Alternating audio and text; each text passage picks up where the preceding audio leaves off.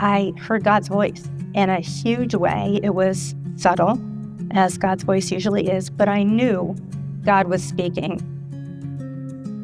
I thought I had to study theology. I thought that was the way to God. And in the midst of all of that, a loved one became addicted to prescription drugs, and that it escalated to very serious addiction. I started pursuing alcohol and drug counseling at the same time as I was studying theology. Nobody really seemed to understand what this had to do with our faith. But as I walked the path more and more, it just was so obvious that this is where God was specifically calling me there. I mean, over time, I was led from the seminary in all of its glory to the street. I know now that God was kind of moving me all around. I ended up studying Christian spirituality at the master's level. And I had to do an integration project. Naturally, it had to be about addiction because that's what I was most interested in. But so often, like what I would come across when I try to explain addiction or what our family was dealing with, people would say, well, you need to get an exorcist, or your family must not be praying enough, or, this person must have committed a sin. And I'm like, wait, addiction is way more complicated than that. But of course, at the time, I didn't have the words or the knowledge to understand that.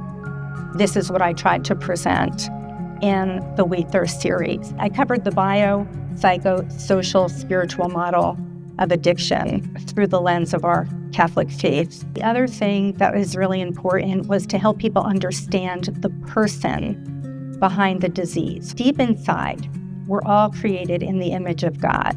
I show the layers and layers and layers, the psychological layers that occur within all of us that block that image of God. And then I kind of remove all the layers. And that's what I want people to see when they look at an addicted person or any person, is that, behind the mask that we all wear, deep inside there is God. And so I called up the sisters at a retreat center that I knew them really well. And I said, hey, I got to do this project.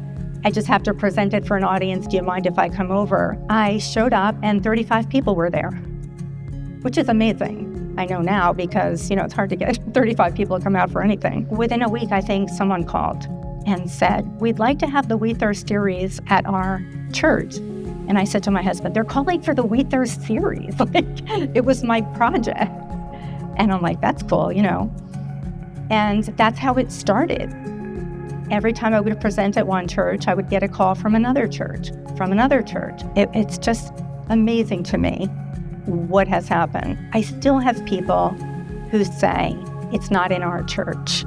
It's in every single one of our churches. What do they say? I think 1 in 4 families are affected by addiction. My daughter has been battling addiction for a very long time. My husband and I have each other. I had never gone to anything, and I thought, well, this would be something that would be interesting to me, and it really touched me and inspired me. It explained a lot about addiction, and you weren't ashamed to say that you had someone battling that. It was something that just opened up that conversation for me with a lot of other people that were battling with also the same thing. We come here every Sunday, and we don't talk about it, and we see people and we say, how everything's fine, and it's really not. And it's okay that we all are open about what is going on in our lives and help each other and be there for each other. There is not something I could say in a short amount of time. There is not something I could even say in an hour. It takes me 10 hours to help hearts and minds be changed around this. That's how thick the stigma is. And I don't want people to think that what the lady can do if they go for a theology degree. I just went for a theology because I didn't know where else to go, right? I ended up with a doctorate in ministry. That's the other thing that people might think, well, she has a doctorate in ministry. But no, it all started just by listening to God's voice. And it's what God can do in you, what God wants to do within each and every person in the pew. And it's not always easy. It's difficult, right? It's the journey, and it's the journey to the cross. But it will fill you in a way that nothing else can.